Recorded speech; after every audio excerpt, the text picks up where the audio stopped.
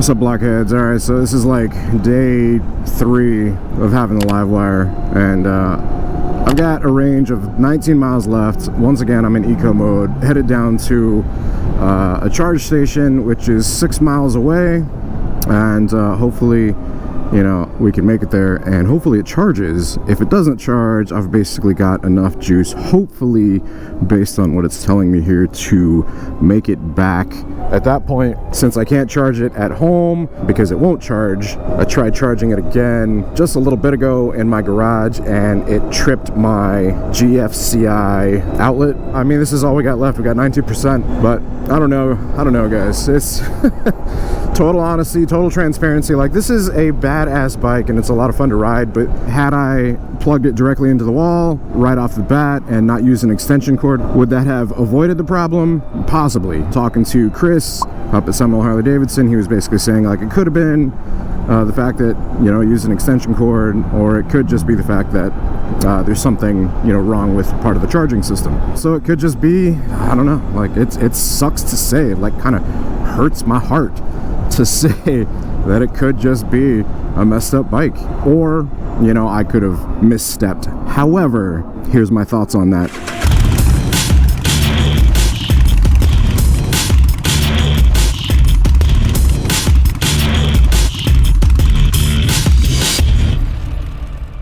Years ago, I'm sure many of y'all remember, Apple came out with one of their iPhones.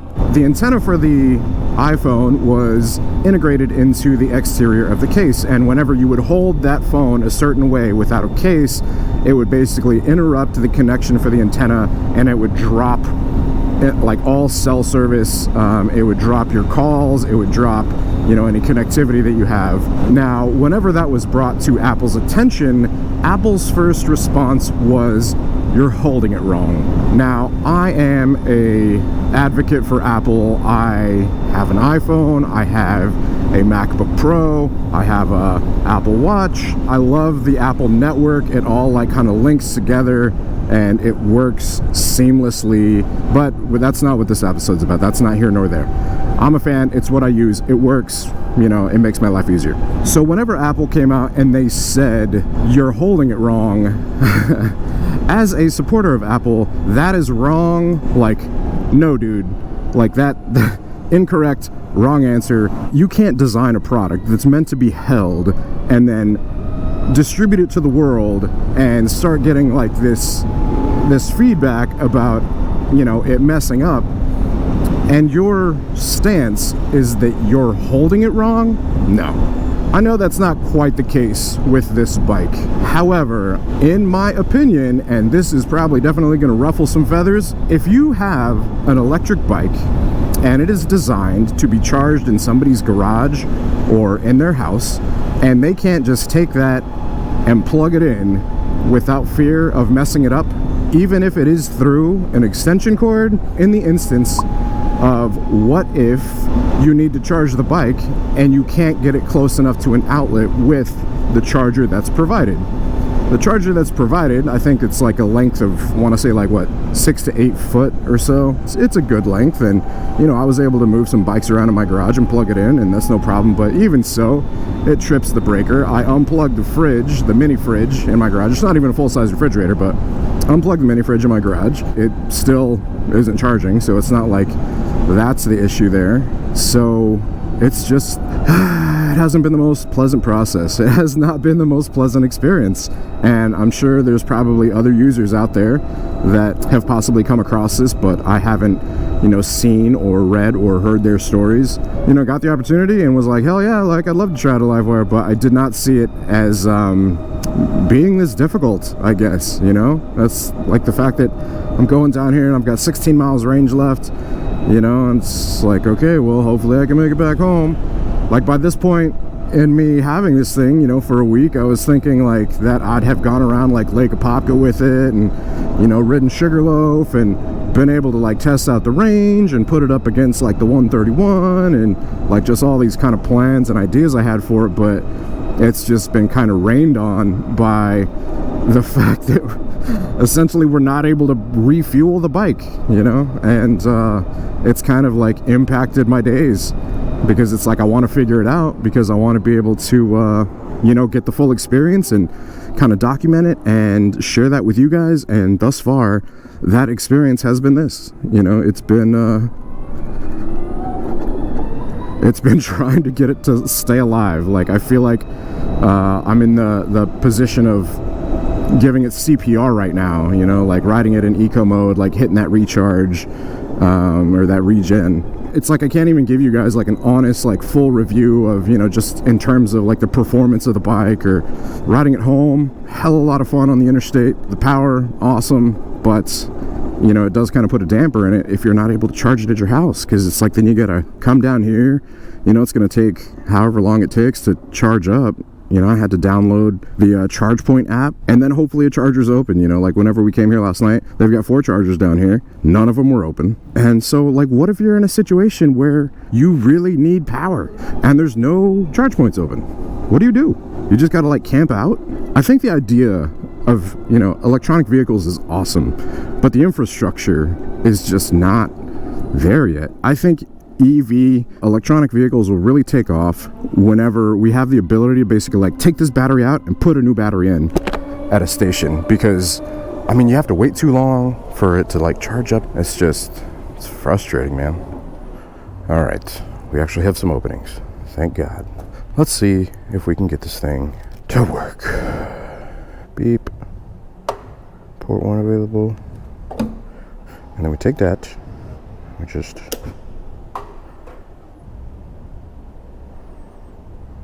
alright, charging. Information will hide in 45 seconds.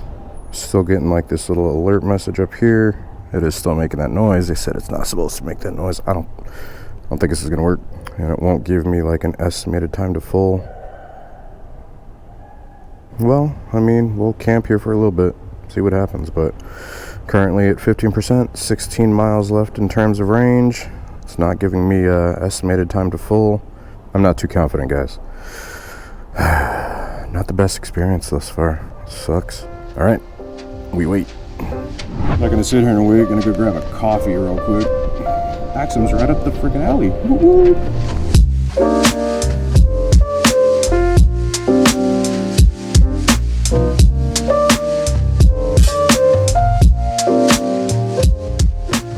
All right, coming back up on it. I doubt it's anywhere. Yep. Still at 15%, still no ETA. It's just not charging, man. It's not doing anything. Nothing, damn it. All right, I mean, guess the only thing we can really do is take it back home and get back on the road. We'll get the next steps. Tell you guys what the next steps are coming up for this thing. It sucks. I mean, I've been waiting like 45 minutes and it hasn't moved. That's not normal.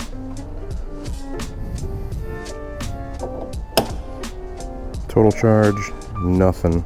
0 kilowatts, so it basically transferred nothing. It was charging for 47 minutes and 47 seconds. So charging activity today, yeah, it was basically on for 47 minutes, but it transferred nothing. So clearly it's the bike and not my garage or power. What a bummer.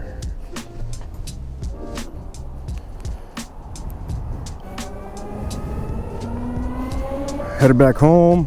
Hopefully I make it as per the range that it says there. I should have enough, but this charge was unsuccessful, which sucks.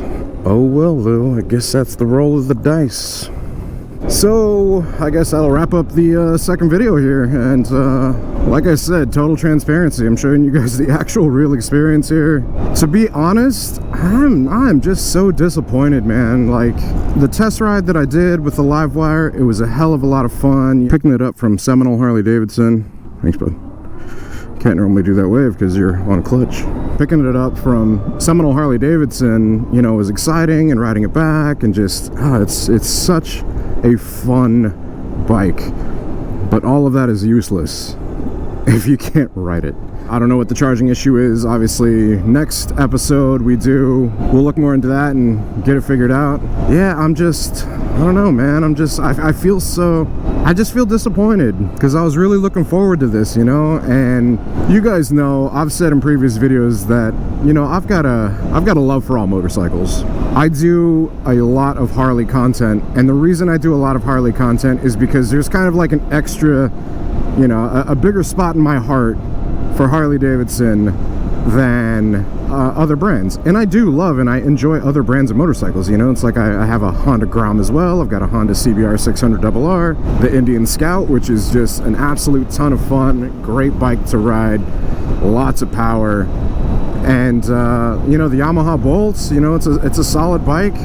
Looking forward to like kind of modding and building these out. But like, you know, I started out the channel with a Harley-Davidson, and it's kind of like growing up. I remember looking through magazines and, you know, seeing Harley-Davidsons, and so it's kind of like one of those things. It's like since I was young, it's just always kind of been like, you want a Harley. I didn't really ever grow up thinking of like any other bike. You know, I saw sport bikes, so I wanted like a Yamaha R6. Before any of that, based on, you know, my age, whenever I did get back into motorcycles, like I wanted to buy American. You know, it's like I'm patriotic and I wanted to support America. My experience with Harley-Davidson has been really good, just overwhelmingly good. A lot of people talk shit and say oil leaks and reliability and blah blah blah, and I've never had any issue with any of the Harleys that I've ever had or worked on. It's been solid for me. That's my experience. Other people out there have different experiences, but that is my experience, and I share with you guys that experience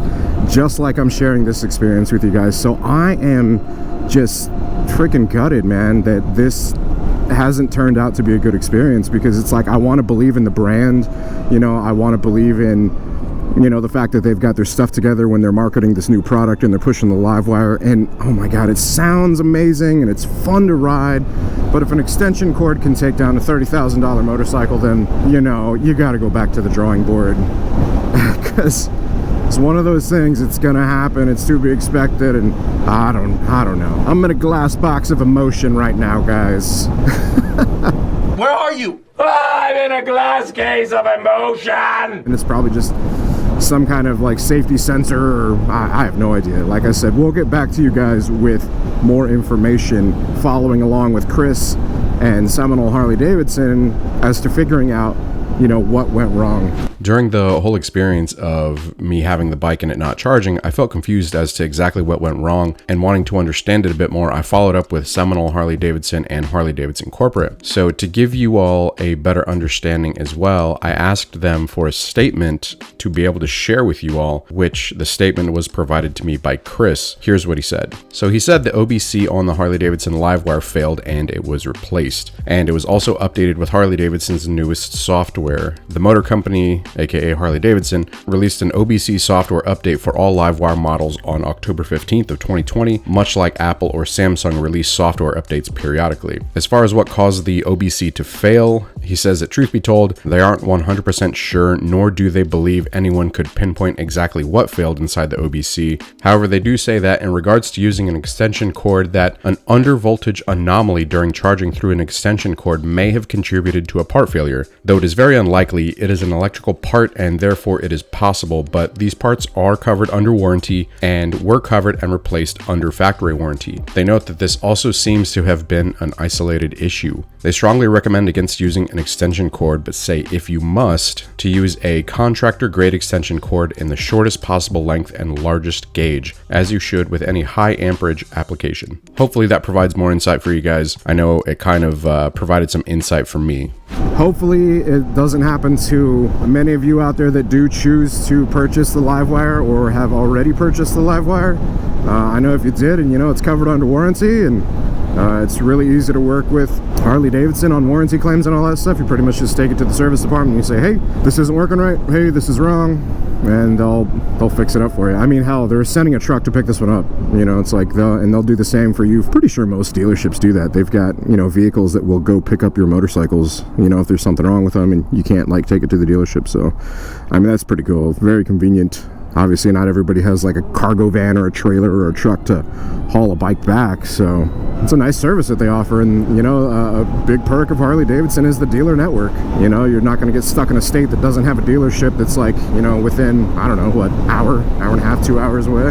One of the big perks of the LiveWire, you know, one of the reasons they can do the LiveWire is because of the dealer network and having charging stations at those dealerships. But those charging stations don't matter if you can't freaking charge the bike, and that's kind of where we're at right now. So I'm sorry, guys. I'm sorry I gotta like bring this experience to you. Like, Harley-Davidson, like, man, I feel bad. Seminole Harley, I apologize. I mean, it's probably not even my place to apologize, and a lot of you guys are gonna say, you know, stop apologizing. But like I said, I wanted to believe in it. I wanted to believe in this product, and I wanted to have like a good time, and I wanted to let like friends ride it. You know, I wanted to put it up against 131 and the CBR600RR just to see, like, you know, how it does, how it holds itself. I mean, ripping around town on this thing, it's just an absolute ton of fun. You feel like a road ninja, just silently, you know. The power on it's great. It's nimble, flickable, lots of positives, but we got to be able to charge it. And that's kind of what we're figuring out right now. Stance niche. Anyways, I'd be really interested to hear y'all's thoughts on this one, so do me a favor and be sure to drop them down in the comments section below. If any of you guys out there have had this issue and, you know, you've got a LiveWire, let us know. Comment below. Oh shit, guy. Yeah, that truck didn't turn on his blinker until the last second. But yeah, comment below, let us know. Alright, if you guys enjoyed this video, if you found it insightful, be sure to hit that thumbs up for me. Hitting that like button helps out the channel quite a bit. A majority of you guys that watch these are actually not subscribed, so be cool if you guys hit the subscribe button. You want to continue to see Moto content. Whenever you hit that subscribe, hit that bell icon so it sends you notifications of future uploads and activity. And till next time, you guys ride safe out there, stay vigilant, and catch you guys in the next one. Peace. Can't really like rev off. It'll just be like we're off. Well, the bike is dead, right? So we're just gonna go sport mode for the last like 10% of it. Hell with it.